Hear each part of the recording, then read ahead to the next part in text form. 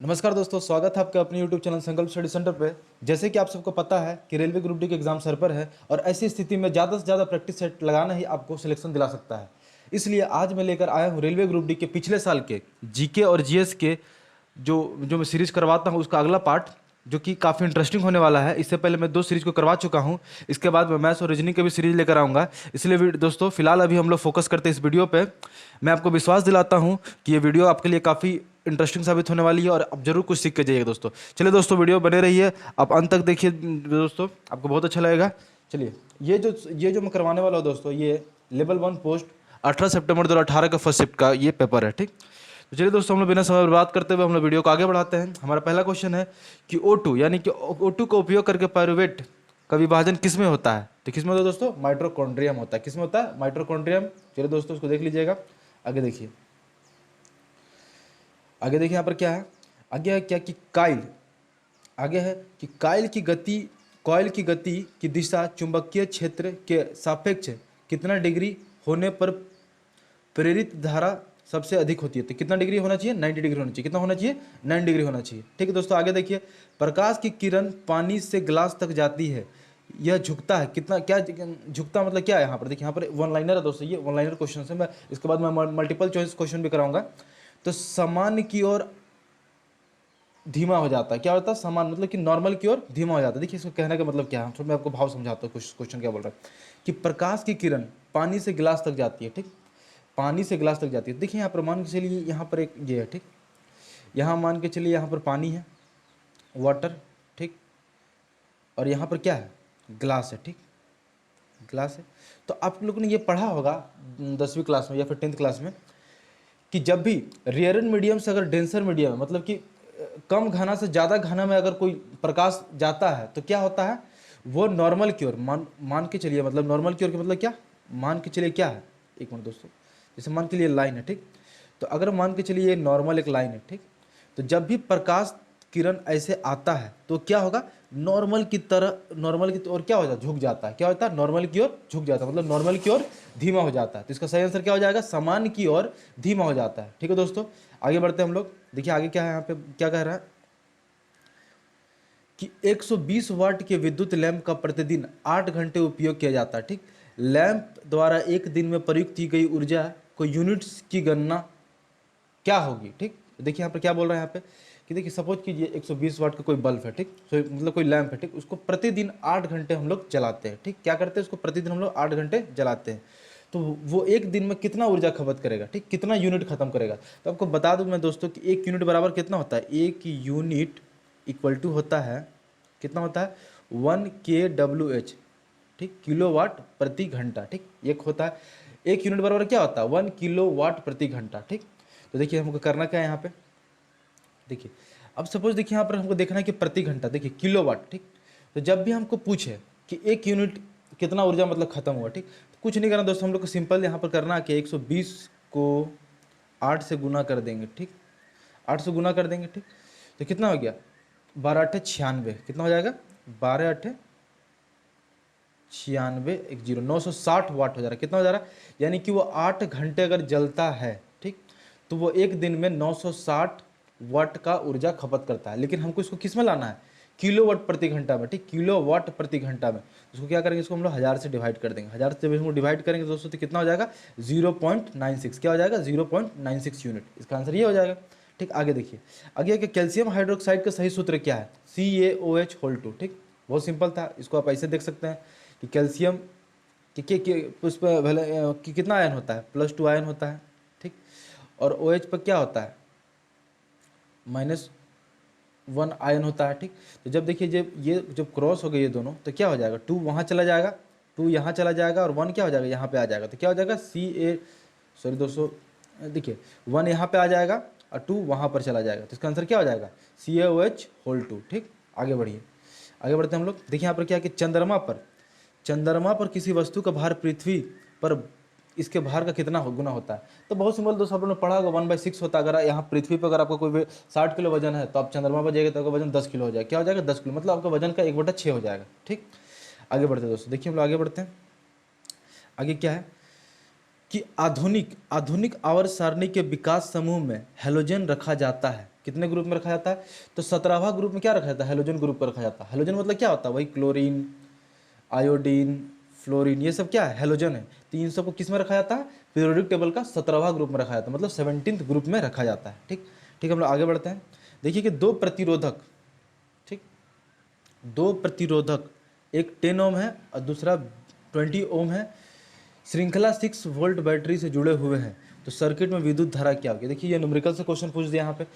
कोई आदमी दोस्तों हम लोग आराम से इस क्वेश्चन को बना लेंगे, बहुत ही ईजी तरीका से हम लोग बना लेंगे। ठीक, देखिए यहाँ पर क्या है कि दो प्रतिरोधक है, मतलब दो रेजिस्टेंस दिया हुआ, दोनों रेजिस्टेंस का कैपेसिटी क्या है? एक का है 10 ओम और दूसरा का 20 ओम। ठीक, तो देखिए यहाँ पर क्या है, और उसमें वोल्ट कितना, मतलब पोटेंशियल डिफरेंस कितना है? तो 6 वोल्ट का पोटेंशियल डिफरेंस है वहाँ पर। ठीक, तो हमको करंट निकालना है। आपको पता हो कि V इक्वल टू क्या होता है? ओम्स लॉ से क्या होता है? V इक्वल टू IR होता है, IR होता है ना। ठीक, तो हमको I निकालना, तो I बराबर क्या हो जाएगा? I बराबर आपका हो जाएगा V बाई आर होगा। ठीक, बस हमको यही निकालना है कि I बराबर क्या होगा? V by R. लेकिन उससे पहले हमको R निकालना पड़ेगा। क्या निकालना पड़ेगा? R। ठीक, देखिए R यहाँ पर दो ठो है ना, तो इसको हम लोग सीरीज में, जनरली इसको सीरीज, देखिए यहाँ बोल दिया श्रृंखला में। ठीक, तो श्रृंखला में क्या करते हैं? सिंपली 10 और 20 30 ओम। ठीक, एक इक्विवेलेंट रेजिस्टेंस क्या हो जाएगा? इक्विवेलेंट रेजिस्टेंस क्या हो जाएगा आपका?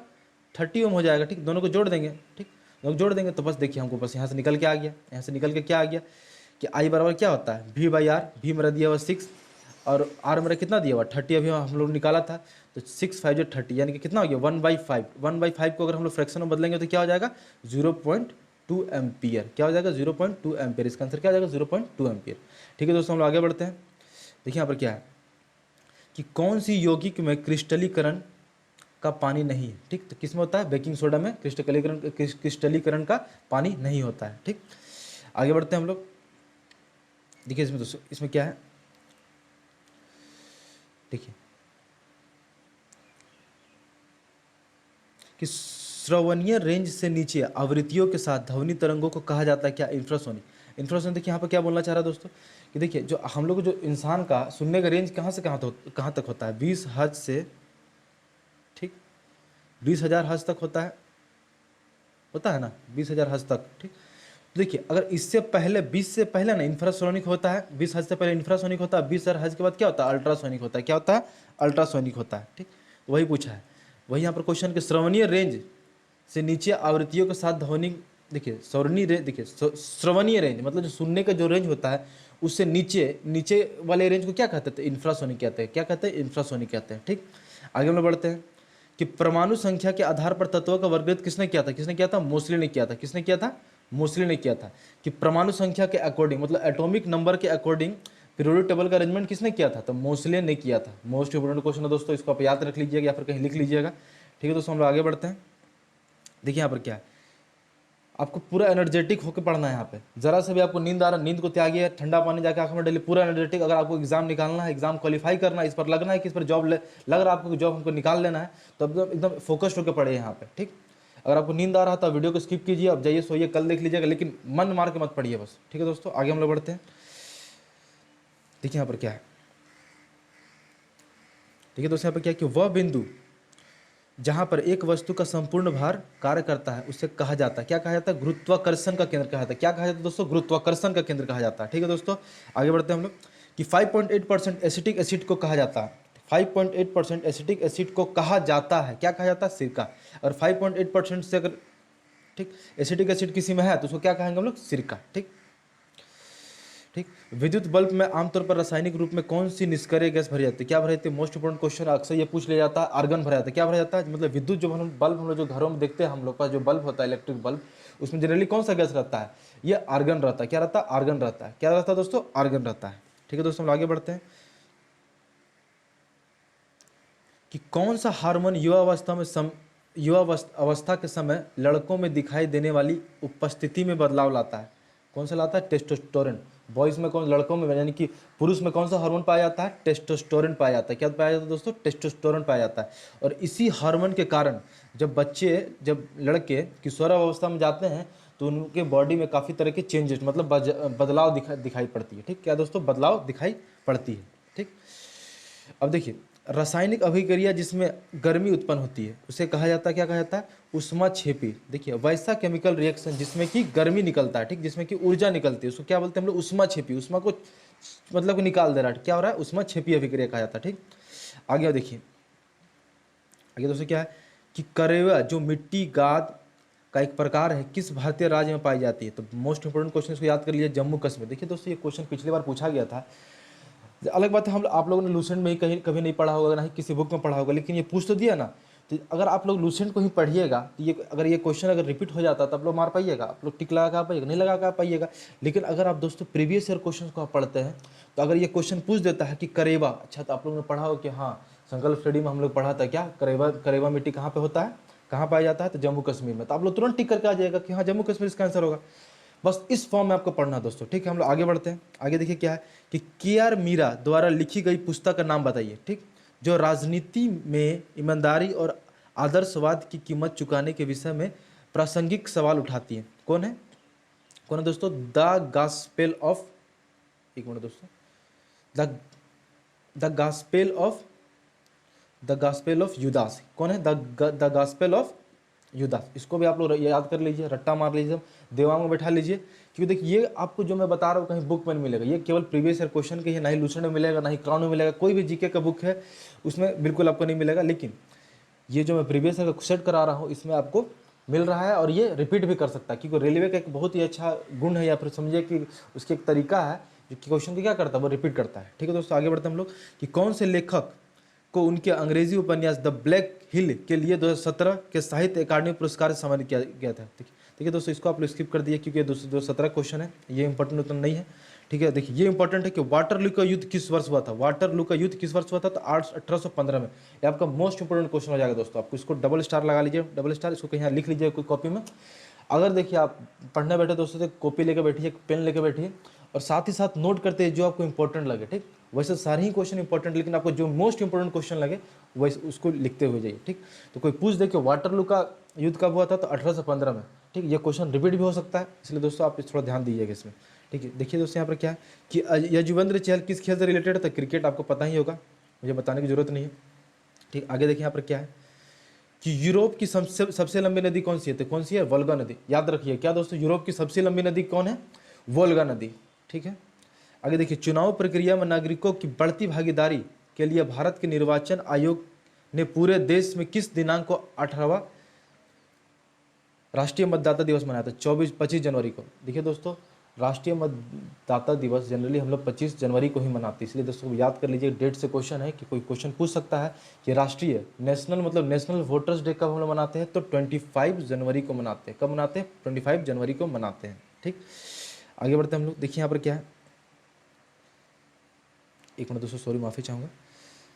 देखिए भारत के विकास, ठीक, भारत के विकास में विदेशी भारतीय समुदाय के योगदान को चिन्हित करने के लिए 9 जनवरी को हर साल कौन सा आयोजन मनाया जाता है? तो कौन सा मनाया जाता है? प्रवासी भारतीय दिवस मनाया जाता है। क्या मनाया जाता है? प्रवासी भारतीय दिवस। इसी तारीख को महात्मा गांधी साउथ अफ्रीका से लौटे थे, ठीक है दोस्तों। 9 जनवरी 1915 को कब गांधी जी लौटे थे? ये क्वेश्चन पूछता है दोस्तों कि गांधी जी साउथ अफ्रीका से कब लौटे थे? तो 9 जनवरी 2015 को साउथ अफ्रीका से लौटे थे, ठीक। देश में अगला क्वेश्चन क्या है कि देश में महत्वपूर्ण समस्याओं के समाधान के लिए मशीन लर्निंग और आर्टिफिशियल इंटेलिजेंस का उपयोग करने वाले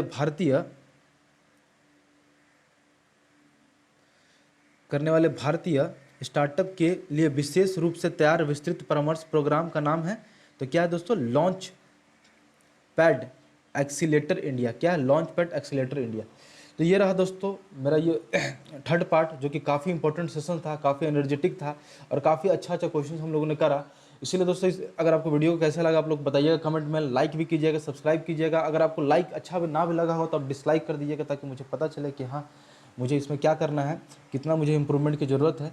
इसलिए दोस्तों चलिए, आपका दिन शुभ हो। मैं वीडियो को अलविदा लेता हूं, और अगला दिन मैं इसका थर्ड पार्ट, यानी कि थर्ड पार्ट तो आज यही था, फोर्थ पार्ट में अपलोड करूंगा। उसी तरह मैं fifth part, six part, seventh part में इस तरह करके सारा पार्ट को अपलोड कर दूंगा। और आपको इस वीडियो को देखने के बाद काफ़ी अच्छा लगेगा, और आप जरूर ग्रुप डी में जाने के बाद आप अच्छा खासा स्कोर कर पाएंगे। चलिए दोस्तों, हम लोग वीडियो को यहीं तक रखते हैं, समाप्त करते हैं, फिर मिलते हैं अगले पार्ट में। धन्यवाद दोस्तों।